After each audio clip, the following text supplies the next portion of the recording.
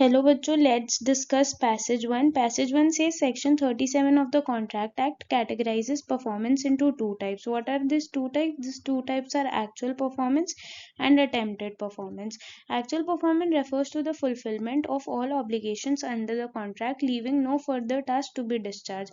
When actual performance happen, no further task is left to be fulfilled. On the other hand, attempted performance, also known as tender. What is attempted performance known? It is also known as tender. Occurs when the promisor is unable to fulfill their obligation due to the hindrances opposed by the promisee. Who is a promisor? Promisor is a person who needs to do or abstain from doing some act, and promisee is the person who benefits from such act. Despite their genuine intention to perform, external factors prevent the promiser from doing so. जो promiser है वो अपने task fulfill नहीं कर पाता है जबकि वो करना चाहता है. Tender of performance can also be of two main types. What are these two main types? These are tender of goods and services and tender of money. In the case of tendering goods and services, the contract is deemed discharged when the offerer presents the goods and services for acceptance according to the contract terms. अगर tendering of goods and services है तो जब goods and services acceptance के लिए promisor ने दे दिए, जब उसने ऑफर कर दिए तो कॉन्ट्रैक्ट को हम डीम्ड डिस्चार्ज मानेंगे, मतलब उसने अपनी ड्यूटीज डिस्चार्ज कर दी है. Whereas if the offer is rejected, the offeree is relieved of their liability and must take back the goods and services. जिस केस में ऑफर को रिजेक्ट किया जाता है उस केस में फिर ऑफरी के पास कोई भी लाइबिलिटी नहीं बचती है and they can take back the goods and services. Conversely, tendering money alone does not discharge the debtor from their obligation to pay. Even if the debtor tenders the money owed to the creditor and creditor refuse to accept it, the debtor remains liable for the debt. अगर आपका money का contract है, अगर आपका money का performance है, तो अगर आपने पैसे दिए जितने आप ओ करते थे और क्रेडिटर ने रिफ्यूज कर दिया, तब भी आपकी लाइबिलिटी बनी रहेगी. So this is opposite to tendering of goods and services. According to Section 37 of Indian Contract Act, parties to the contract have a legal obligation to either perform or offer to perform the agreed upon promises. तो parties के दो legal obligation होते हैं, या तो आप perform करो या तो आप offer करो performance के लिए. Okay, the term promise is defined under section 2b. section 2b में promise defined है. अब section 2b क्या बोलता है? as a proposal made by the offerer and accepted by the offeree. तो promise क्या होता है? promise होता है proposal by offerer and accepted by the offeree. Unless expressly exempted in the contract, each party must fulfill their obligation. मतलब हर एक party का ये लाइबिलिटी होता है कि वो अपने ऑब्लिगेशन पूरे करे, जब तक एक कॉन्ट्रैक्ट में एक्सप्लिसिटली ये नहीं बोला गया कि अच्छा आप अपनी रिस्पॉन्सिबिलिटी मत पूरी करो. In the event of death of the promisor, अगर आपके प्रोमिसर की डेथ हो जाती है तो क्या होगा? The representatives are bound by the promises made provided the contract does not indicate otherwise. तो उसके जो रिप्रेजेंटेटिव्स रहेंगे उनको प्रॉमिस फुलफिल करना पड़ेगा. However, when the promise pertains to personal skill or art, the promisor representative are not bound. अगर आप photographer को बोल रहे हैं कि भाई तुम्हें फोटोज खींचनी है और उसकी डेथ हो जाती है, तो ये एक पर्सनल स्किल या आर्ट का सब्जेक्ट है, तो इसमें उसके रिप्रेजेंटेटिव्स बाउंड नहीं होंगे. The obligation in a contract encompasses the duties that the parties must fulfill. In a typical contract, both parties exchange something of value such as goods and services or money.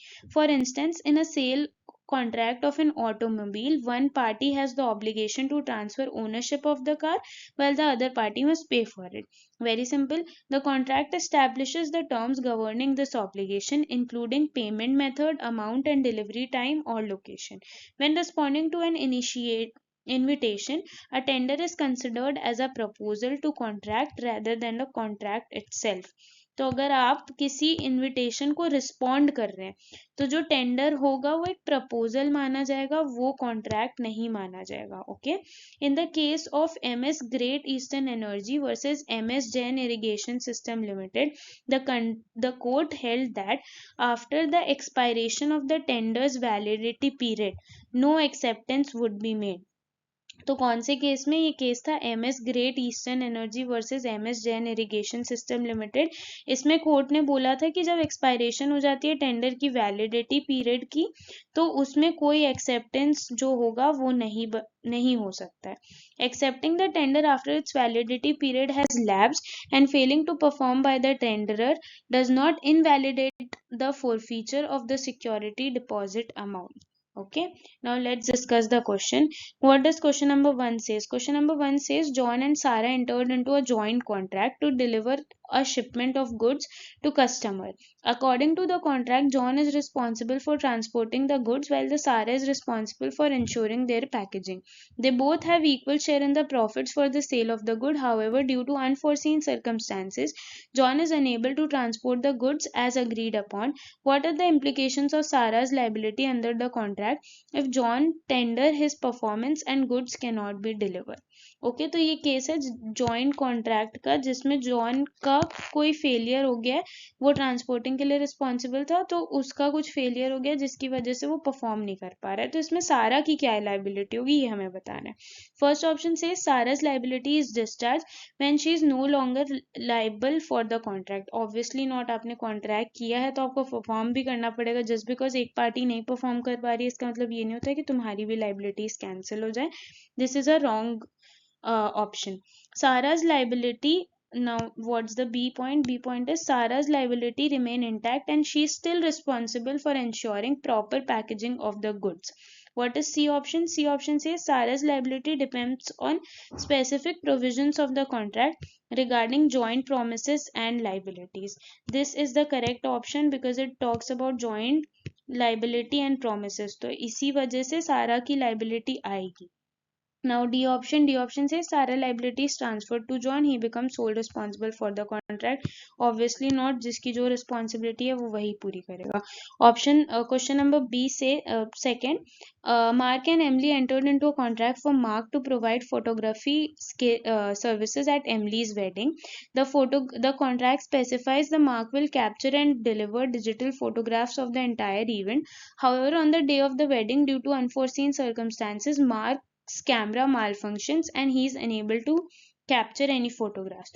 What are the legal implications for Mark's liability under the contract if he tendered attempted performance की बात की गई है by informing Emily about the camera's malfunction? Option A है, option A बोलता है कि Mark liability is discharged and he is not responsible for providing any photographs. Obviously उसकी liability discharge नहीं होगी, so this is a wrong option. Option B, Mark's liability remain intact and he is still responsible for delivering the digital photographs. This option seems correct, but let's discuss other options also. Option C says Mark's liability depend on whether Emily accepts the attempted performance of informing her about the camera's malfunction. If we compare B and C looks a better option to me. Now read D.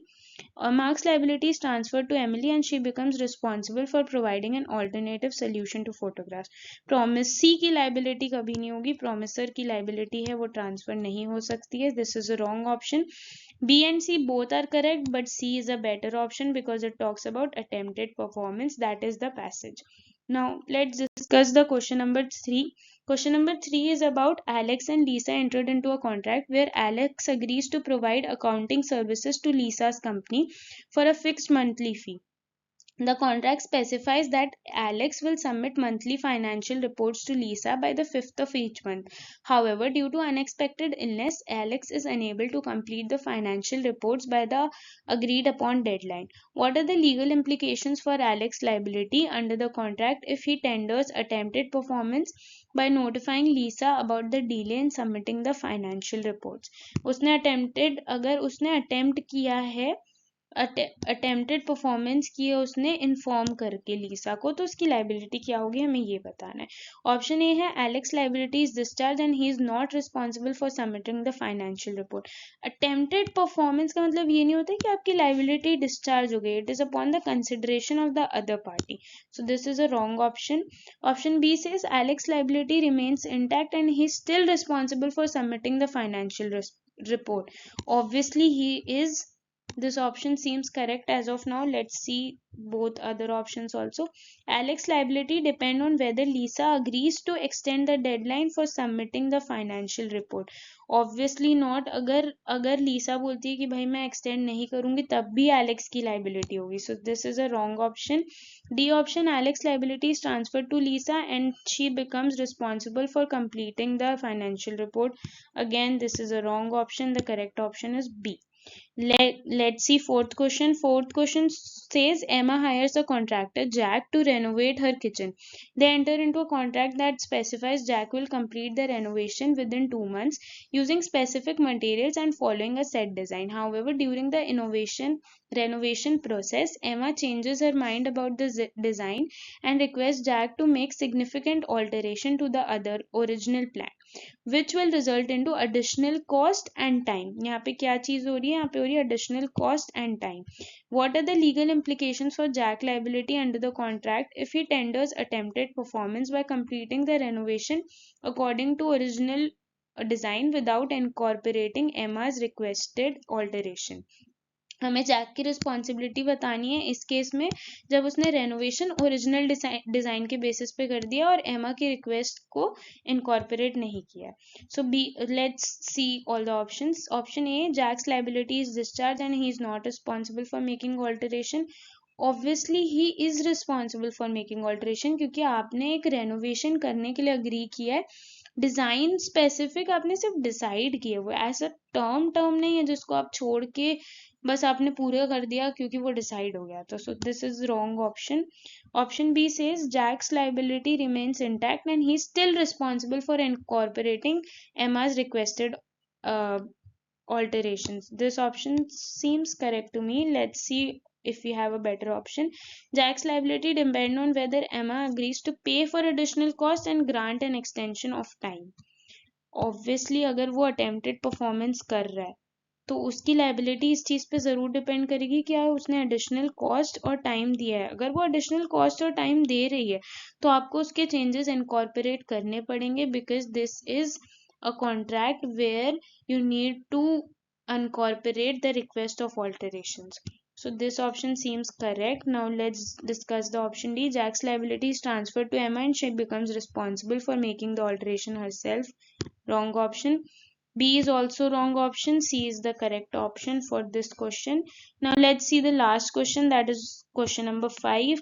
Sarah owns a small retail store and enters into a contract with Mike, a supplier, to provide her with a specific quantity of merchandise for a promotional sale.